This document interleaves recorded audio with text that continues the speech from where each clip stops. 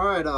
So the story that I chose for class was, or out of all the options, was the yellow wallpaper, and I just, I don't know. I was reading through it. I thought it was a great story, but one of the first theorists that I chose for it would be Wilson and his theories because one, I feel like with this story, if you go into it kind of blind and not understand who the author is and what time it was written in, you could definitely become confused with the message that was coming across.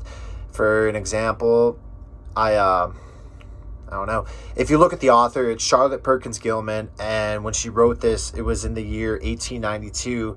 And if you look like around the events that were happening, like there was a lot of struggles, like revolving around women, and like kind of her mission during that time was to bring women's oppression to light and kind of bring that struggle to it.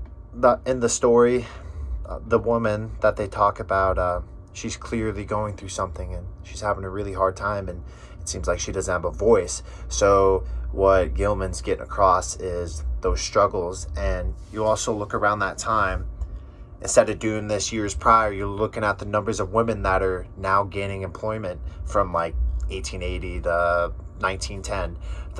Those numbers are quickly rising. And I also chose Wilson because if you look at her view compared to a male, there it'd just be a different story being told because you're not seeing what is actually going on. So Wilson's extremely important to use in this because you get that perspective of understanding the historicism at the time. Why her writing this versus a male is so much more important. And when you apply Wilson, you start to understand what that author is bringing to light, and it's just important to use his perspective.